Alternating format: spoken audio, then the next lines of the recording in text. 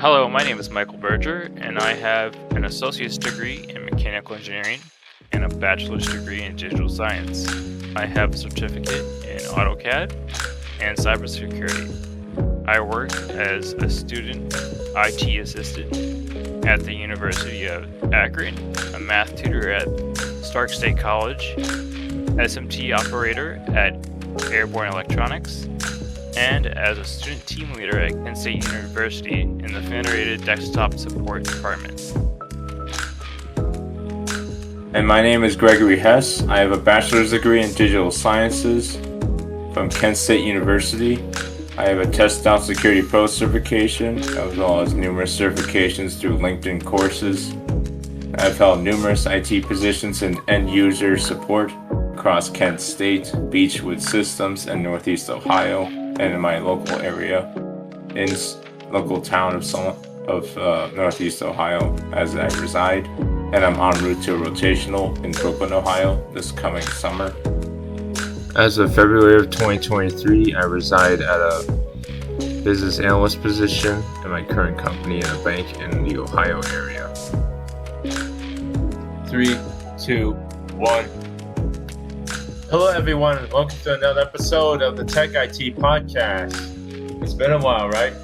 But good. It's good to hear from you all, and that you're listening with us today. It is June 20th of 2024. I hope everyone's having a good summer so far, because I think today is the first day of summer as of time of this recording. We're going to have a nice laid-back, more of a informational-heavy episode for you today on the different amount of internet browsers that are in the environment, as there are now over many tens and tens of different browsers to have, be it if you're an Apple user, phone user, or have a PC for work. We'll go over some of the top browsers for you today, pros and cons, our personal thoughts, what other people thought, and so on and so forth. So, as always, at M&G Productions, I'm one of your hosts, Gregory here with my friend Mike here. Before we get into everything, Mike, how you doing? I'm doing pretty good. How you doing this week, Greg? It's been good, man. I've taken all of this week off on PTO to just embrace the summer, and they chose to have a heat wave and heat advisory this week in my area, so trying to stay cool here also while trying to make something of my time. It's always good. Got to enjoy that sunshine while it lasts, especially in Ohio. Down here in Florida, we could sell how much sunshine we have. Oh yeah.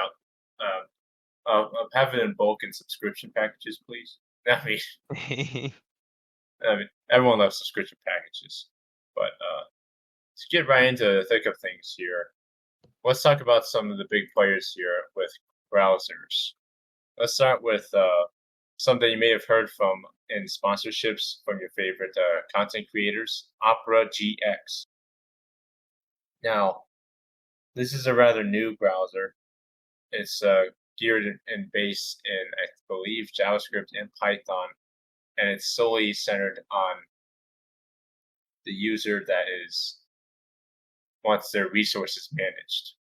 That's why I found out the choices we picked out today. Opera has a memory or RAM limiter, CPU performance limiter, and it's very gaming and creator following centered for the UI and the faculties and tools within the browser. Have you tried this out, Mike? Yes, this is my daily driver, as they like to say in the tech world. For browsers, I have made the switch. I used to use Chrome. Well, first I used Internet Explorer a long time ago, and then I switched to Chrome and Firefox. Those were my two main ones for a while. And then I switched to Ice Dragon just to get that extra layer of security. And then I dabbled in a couple different ones for a while, eventually landing with Opera. Now, Opera is the original version of Opera GX. GX was something specifically developed with gamers in mind, with the CPU limiting and the RAM limiting, all these limiting factors for your PC that allows you to play your game at peak performance, while also maybe looking up some of the best builds or guides or what have you, while also still playing the game without it baffling your performance or just you know lowering your specs or whatever for your graphics so you can still have the experience you want. Very optimization friendly for the experience is Opera GX and Opera General here. So I've barely tried Opera in my time. Uh, I've seen people talk about it, and then some with the amount of the degrees of use it can have. So I don't really My have. original, sorry to cut you off here, but my original journey into Opera was I was looking for a browser that supported like picture in picture where I could like watch my favorite show or like just have like the show playing in one little corner of the screen while playing a video game. So one of my main video games is old school RuneScape. So I'd be doing a farm run or just doing some collecting of resources, and I'd have a little show running in the bottom left or right corner while I did that because it's kind of like an AFK thing. Um, so that's what originally got me started with Opera, and because they had a lot of this functionality that supported that, and then it kind of just evolved when they came out with the GX version that was like for gamers. Um, it just evolved from there, and I really it was just a feature I really appreciated, or features that I really appreciated that they added in there. But there are other browsers that can uh, better fit other users. So I think that's one of the reasons we wanted to do this show is um, Opera GX might not be the right browser for you, but there's other ones out there that might better fit you. Like for example, the Firefox browser has so much customization, and you can add your own like backgrounds, and I know what I used to do is I used to find the best themes and on the little store of the browsers, and just I think I had like a Skyrim one at one point, or so it's a lot of fun, a lot of customization there. Yeah, and on the surface, Firefox is like a like the off-site neighbor compared to Chrome and others we'll mention today, like Microsoft Edge, that are more of a they have a greater backing to them than Google and Microsoft's Edge browser, which we'll get into those in a bit here. But the setbacks with Firefox, with its speed and performance capabilities, with fast page loading times and efficient memory usage, is this still uses a lot of RAM. So unlike Opera, where you can control how much RAM it uses, you cannot control the RAM usage of Firefox. So Firefox sort of mirrors Chrome and how much RAM it uses, as well as for those of you that like add-ons in your toolbars, like for LastPass or ad blocks or the Google Chrome's or some sort of app suite, like for Adobe, for those that like Adobe suites, products like Acrobat Pro, Photoshop, Illustrator, what have you. The extension library for Firefox is reasonably smaller compared to Google's, so not too integrated well with Google, with a plugin, excuse me, like Google Chrome does. As well as some people saying the speed doesn't always stay consistent like Edge does, which we'll get into later. But in my experience with Firefox, I started using Firefox in grade school in what we call a computer lab. I don't even know if these kids have computer labs anymore. They just get a Chromebook and an iPad and just go nuts right at the beginning of the start of things, I think. But when there was a computer lab, there was Firefox, and I would play educational games on it during school. And Granted, the school Wi-Fi was kind of bad. The browser experience was still pretty smooth. No 401 drop-off connection errors or anything of the sort like that. Unless it was a global, massive issue, which I never saw for myself. So, do you have anything else for Firefox, Mike? Not really. I think we covered most of it. It's just really great. I would compare Firefox.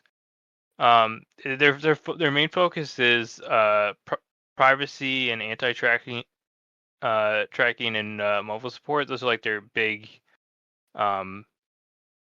go-to points when they're trying to push their product, or if that's what you're looking for in a product. I would say it's customizable to like relative to like having an Android. Like if you can have the iPhone where it has all these very secure apps that are like pre-approved and all that.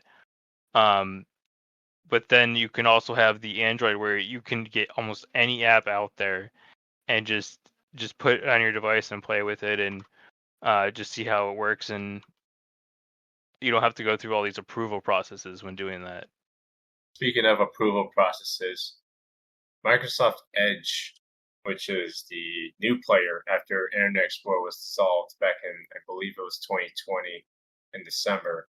Rest in peace, Internet Explorer. But very JavaScript heavy tool was Internet Explorer, and also had a lot of crime put on there through the browser's sort of let's just call it loose seatbelts security that they had on there. But moving into current times with Microsoft Edge, it's a Microsoft-backed tool, and for those of you that are keeping up with our other podcast episodes, there's an AI race going on right now between all the big players in the country and the world, Google and Microsoft and Elon Musk, as well as AI vested in startups like OpenAI, like your friend ChatGPT.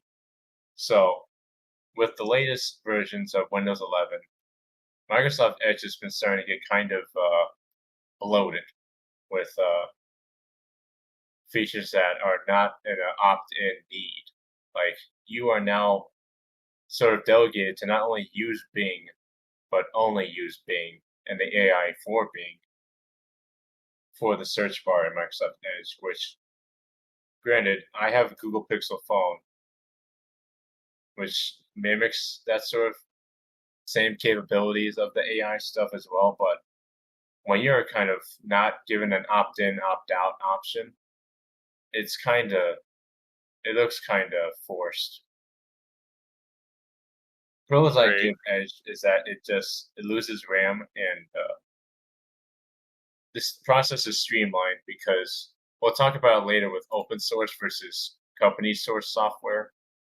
The licensing and everything is very grounded and secure compared to other companies that have more of a diversified workflow and structure. And with Microsoft Edge, I'll give them this, since it's backed by Microsoft, there is a dedicated support out there for it. I don't know where they are, per se, but they're somewhere, and they're constant for the browser itself for outages and the like, as well as. I'm sure if you look hard enough, you can find them. Usability is rife with this as well, as it always advertises itself as, oh, we use less power and RAM than Chrome and Firefox, and it's like, that's true, but you can't limit it anymore. Like, it still uses some RAM than you probably like it to. Yeah. If you want to do that. I know Chrome for a while it was known as like one of the big heavy hitters when it came to carrying a lot of or using a lot of the RAM for its processes and just taking all that up and not being able to do anything else. It has gotten better over time. But yeah, I would say Edge is great if you want something a little bit slimmer when it comes to RAM. But this is another reason why I go back to using Opera GX, because you can set your amount. you can be like, I want this much of my RAM used, or limited when I'm using the browser, so that the rest of it can be for my video game, or the rest of it can be for my virtual machine or whatever else I'm working on. Well, yeah, for your thin machine or like a streaming device that you're actually streaming on, like the usability and the dynamic performance monitoring is right there. With Edge, it's just like we use less, but here you go. Like it's like getting organic food at the market. And it's like, oh well, it's better. Uh, but the cost is behind it as well. I kind of got lost in that one, but from Microsoft Edge to Chrome here, and with Chrome again, I've seen on CNET.com as well as other sites say that this is the most bloated, but also highly used browser of all of them, and it's because of the backing mainly with the company Google, with despite things are again high usability, but also that also yields high how-to and support ratios for this, constant updates, as well as the synergy with apps such as those in Google Suite for those that work remotely or have a business at home. Everything's kind of built in there for you for that to use, as well as high metrics for streamlining processes, just like how to find your bookmarks, how to clear your cache and cookies, how pop-ups show up, so on and so forth. Everything's kind of outlined in the settings better than Microsoft, where it's kind of sneakily buried in Microsoft Edge if you want to change something, like something as simple as changing the back border of your browser to like dark mode, as well as the largest add-on library of all. You can get an add-on library for anything, it seems, which also has its downsides with some add-ons in Google Chrome masquerading as viruses, which, as I checked on other portals and the security newsletters that I read, they don't actually scan some of them sometimes, to put it shortly. But still, a lot of add-ons. I have one right now I'm looking at now called Aura, which is my antivirus credit monitoring software, as well as Shazam, which is used to detect songs. Oh, nice. I haven't heard of Shazam. There's a game for it as well.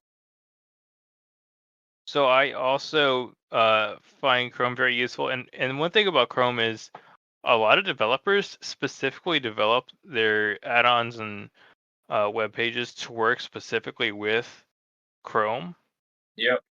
So like when I go to like specific sites for school or whatever, it won't be supported. So when I was at Kent State, there were certain websites I couldn't go to when I was using either Opera or Firefox or whatever. Yeah. And it just because it didn't support that website, it would like show up with like a 404 error or just wouldn't load the page.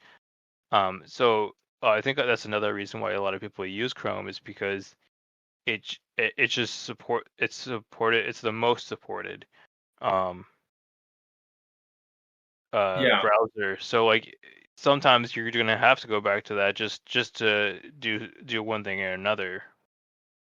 Yeah, and much like Edge, you cannot change how much usage this browser uses, as well as just the multitude of sometimes constant updates you gotta keep a look on, and the Google profile thing might get a little bit slow to get used to as it synchronizes with like for me, the YouTube, Gmail, Sheets, like in the top right corner here.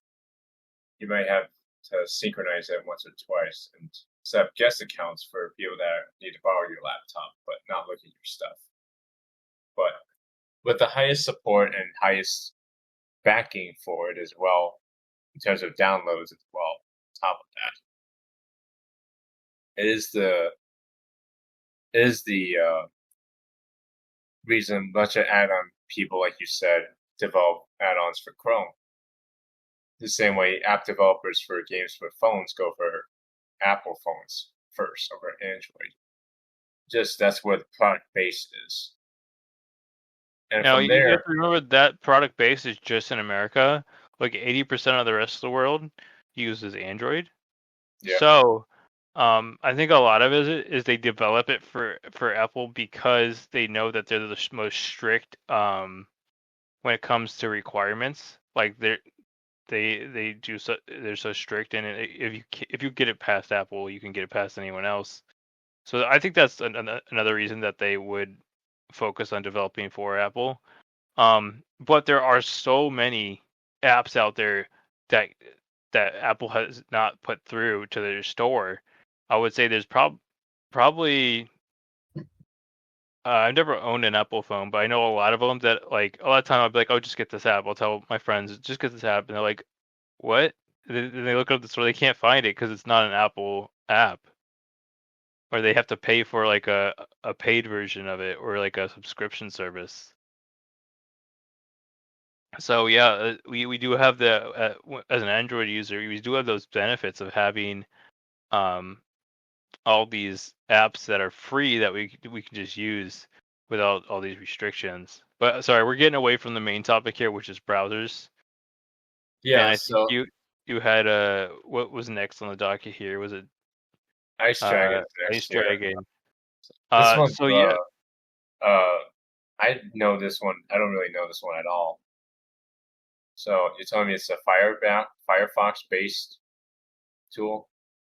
yes, it's very similar in the Firefox. It only has an extra layer of security to it, where it encapsulates all your malware to your basic antivirus and your browser um, antivirus. So or antivirus and like it checks all your downloads. So it's just an extra layer of protection for those that maybe like I used to use this for banking and whatnot. So anything like when I was transferring funds, just because I wanted that extra layer of security.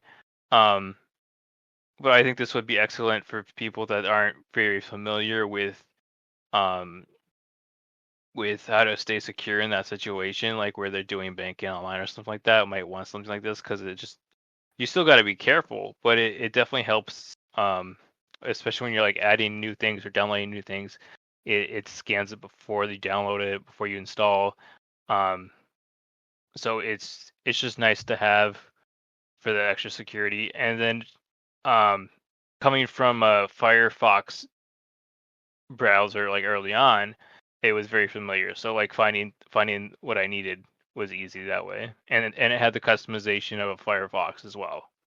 Yeah, it's just when you have a tool when it's as less renowned as something called Ice Dragon compared to Chrome, the how-tos on it are going to be more sporadic for people that just need a browser for their simple needs, or but also need the simple needs, but also extra security. Ice Dragon has it right out the gate. It's just you kind of have to learn how to use it as well. I wouldn't have Yeah, Ice and Dragon like first browser. So. if you're like me and you come from Firefox, it's gonna be very very familiar. Right. And the familiarity comes there with the same base structure as Firefox as well.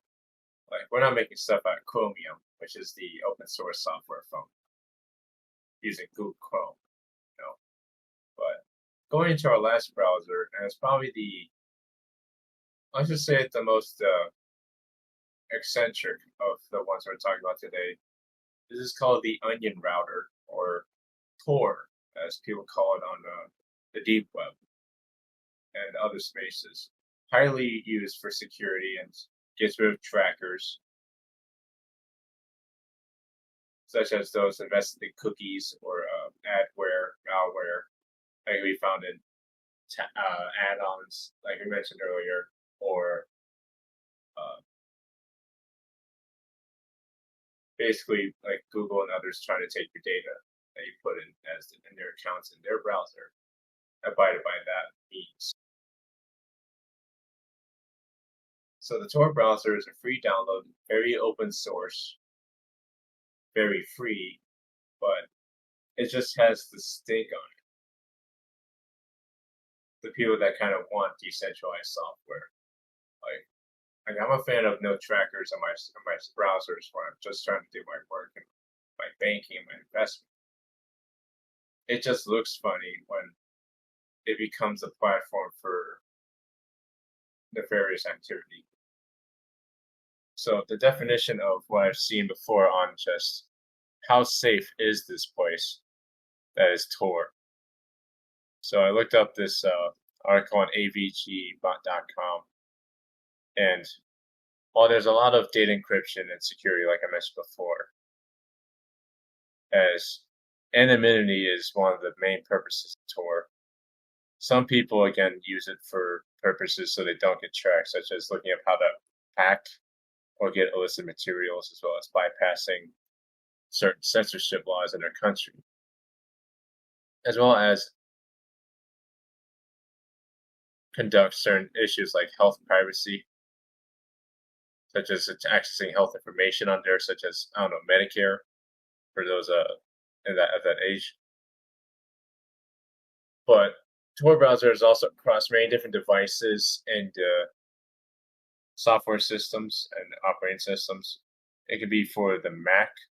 It can be for Tor. Not Tor. It can be for Android, not iOS yet. You have to get Onion browser for iOS, which is the same difference, but just a browser of a different form for that sort of background and store, due to Apple's restrictions, of course, for that market and app store, which the SEC is still trying to sue Apple for, as well as the Tor browser being used on Ubuntu and Linux, two other free open source operating systems for those in a tech-centric mind of that.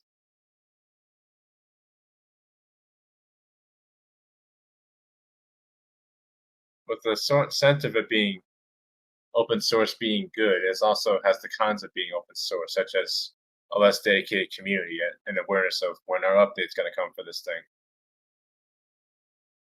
or the usability of like what's happening with this thing. Also, due to how the entry level system for Tor is kind of based on randomized relay nodes and exit nodes from an entry node, it takes a bit longer to search something on there, as well as the risk of de-anonymization with many different people, such as how Tor browser was used as U.S. naval research, fun fact, as like a giant honeypot for criminals, where in 2015 the FBI actually got over 8,000 dark web users in 120 countries based on one warrant on this browser. So please don't engage in nefarious activities with this thing. It's just a decentralized platform for those that just don't want trackers.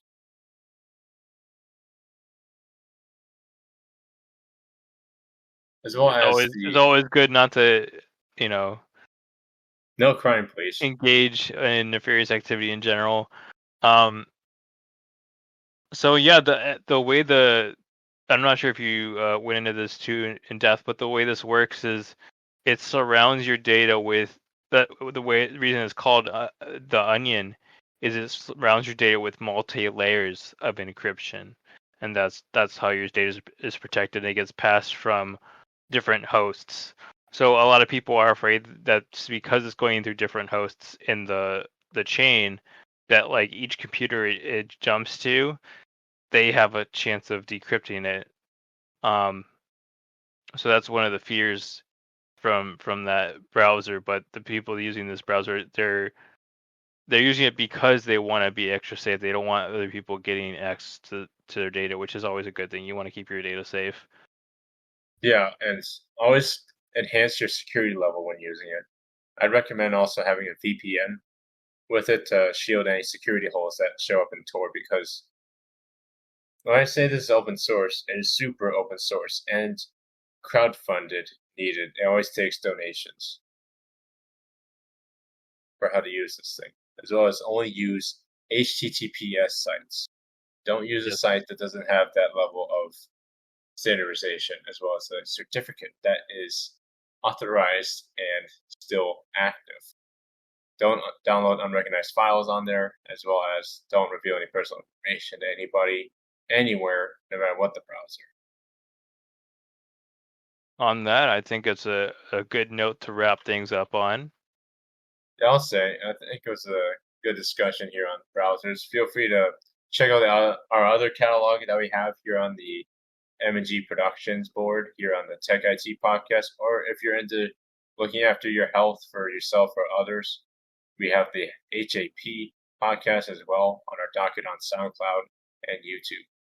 I want to thank Mike again here for joining me today, as well as all of you out there listening to this discussion today. Feel free to give us a like, a comment, share, as well as reach out to us and give us a comment to look at our Patreon as well to help us get the best content for you all as best as possible in our busy schedules here, as we'll have more coming up this summer before it ends. Thank you again, Mike, for joining me today. Always a pleasure. And as always, everyone, have a great rest of your summer, or when we hear you next time, stay vigilant. Stay vigilant.